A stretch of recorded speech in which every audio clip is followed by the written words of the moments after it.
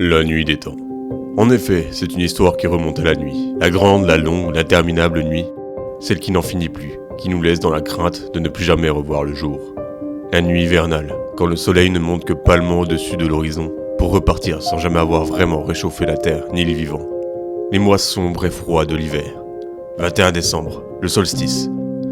La grande peur de cette nuit qui envahit tout, qui paralyse la nature et les humains avec. Le monde alors rural vit au rythme des saisons et attend dans l'angoisse le retour de la lumière, du printemps, des travaux aux champs, des récoltes et des greniers qui se remplissent. La nuit hivernale, c'est la hantise de la famine et de la misère, c'est la mort qui rôde. Alors on se réunit autour du feu, la lumière, la chaleur humaine, voilà déjà deux fondements, peut-être essentiels, de ce que représente aujourd'hui Noël. Eh bien, joyeux Noël à tous. Aujourd'hui on se retrouve pour une vidéo spéciale Noël, c'est logique, avec ce magnifique chapeau qui me tient très chaud et que je peux faire du rock avec. Voilà. Bref, on connaît tous Noël aujourd'hui, mais est-ce que tout le monde connaît son origine? Eh bien, on va remonter à très longtemps dans le passé pour découvrir d'où vient cette fête de Noël et surtout comment elle a évolué pour devenir celle que nous connaissons aujourd'hui. La grande peur de l'interminable nuit vaut aussi pour les Romains. Mais les Romains semblent approcher cette peur de manière plutôt surprenante. C'est le cas de le dire. Du 17 au 24 décembre se tiennent les Saturnales, en hommage au dieu Saturne. Et par hommage, vous pouvez comprendre un grand n'importe quoi. Pendant ces quelques jours, absolument tout semble permis. La transgression des règles est permise, et l'inversion des rôles est de rigueur. Les esclaves ont une liberté illusoire, et la société dans son ensemble semble trouver là un exutoire. Si ces caractéristiques-là se retrouvent plus tard dans nos carnavals actuels, les Saturnales, outre le rapport au solstice d'hiver, ont participé à la création de Noël. On y retrouve effectivement l'échange de cadeaux, ainsi que la mise à l'honneur des plantes vertes qui peuvent résister au froid, telles que le hou, le gui ou le sapin. On célèbre alors Sol Invictus, le soleil invaincu.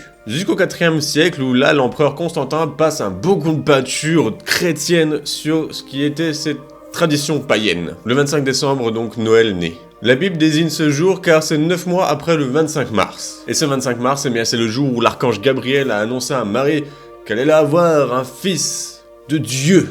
Vous suivez la symbolique? Le fils de Dieu va naître le 25 décembre, juste peu après le solstice d'hiver, ce qui annonce donc l'arrivée du printemps, ce qui est une bonne chose. Et ce qui était une fête païenne est devenu une fête chrétienne. Et sa naissance annonce également l'allongement des jours, puisque le 21 décembre c'est le solstice d'hiver, donc le jour le plus court de l'année, et ensuite les jours reviennent avec la chaleur. Oh oui, j'attends ça avec impatience. Et voilà comment pour les chrétiens, le solstice d'hiver, la grande nuit, devient Noël, un jour de fête qui annonce une promesse de printemps, de jours meilleurs. L'Europe médiévale par la suite fête toujours Noël comme une fête chrétienne, une fête religieuse, dans laquelle survivent tout de même les rituels païens, les rituels saturnales. En gros, c'est Noël et carnaval en même temps. Faute de pouvoir faire disparaître cette tradition païenne, l'église les a maquillés comme une fête pour les fous, où transgression et inversion des rôles sont toujours d'actualité. Vers le 12e siècle apparaît le légendaire Saint Nicolas. Issu d'un évêque du 4e siècle, dont la Bible place la mort au 6 décembre, il prend la figure d'un évêque protecteur des enfants. Long manteau, vêtements chauds, l'image d'Épinal se fait sa place. Sa bienveillance est toutefois contrebalancée par le père Fouetteur, qui lui ne se contente pas simplement de placer des charbons dans les souliers des enfants qui sont désobéissants et pas gentils, il les emporte avec lui, tout bonnement. Allez savoir pourquoi on a vite préféré Saint Nicolas, le barbu qui offre des cadeaux, plutôt que le kidnappeur d'enfants. En 1520, le protestantisme s'oppose au culte des saints. Nicolas, bien sûr, n'en fait pas exception et s'ouvre une période de contestation pour le Saint Nicolas. Ils essayent de recentrer le culte sur Jésus. Mais un bébé avec des bras potelés, ça fait pas super beau pour la pub et idéal pour la distribution des cadeaux.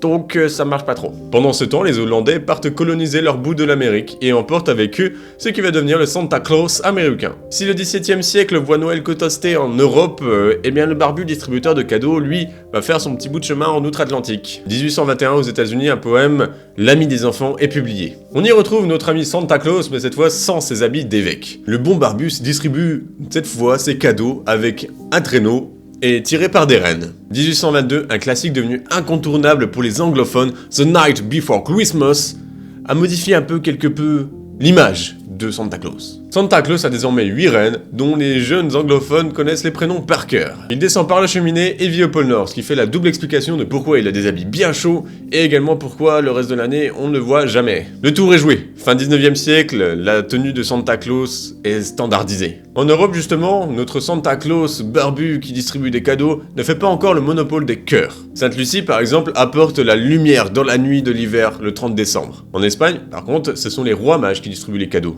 En Italie et ailleurs, ce sont des sorcières qui assurent la distribution et symbolisent aussi la fin de l'année et l'annonce d'un cycle nouveau. 1931, le Père Noël obtient sa tenue rouge et blanche. Le rouge et blanc qui s'associe aux couleurs vertes du sapin annonce un symbole d'espoir et de renouveau pour la nature. Et puis rouge, vert et blanc, ça va bien ensemble. Mais cette décennie marque également le début d'une campagne publicitaire de grande envergure pour une marque de soda que vous connaissez très bien, qui est très efficace pour récurer et nettoyer vos chiottes. La marque porte à l'écran le vieux barbu dans des spots souvent très esthétiques et diffusés à grande envergure. De quoi associer les couleurs de la marque et celles du Père Noël. C'est aussi dans les années 1950 que le Noël capitalisme commence. La consommation de masse entraîne notre vieux bonhomme à transporter des jouets par milliers. Alors pour les païens, fêter Noël, c'est célébrer le solstice d'hiver. Les croyants, eux, se réjouissent d'une naissance. Et peut-être le plus important, pour les enfants, c'est une nuit magique. Une nuit où le rêve et l'imaginaire leur font lever les yeux vers les étoiles, où les rennes peuvent voler, où le vent semble porter de sons de grelots. Une nuit où tout peut arriver. Et celle-là, on souhaiterait bien qu'elle ne se termine jamais. Et bien voilà, c'est la fin de cette vidéo, j'espère que j'enlève ça parce qu'il fait super chaud. J'espère que cette vidéo vous aura plu sur l'origine de Noël, j'espère que vous avez tout de même découvert des choses et que ça vous coupe pas l'envie de faire Noël, hein, parce que même si beaucoup disent que c'est une fête commerciale, ça reste quand même très familial et très amusant, et surtout on a plein de cadeaux, ça c'est cool. Bref, sur ce je vous dis portez-vous bien, bisous sous petite miche, bien moelleux.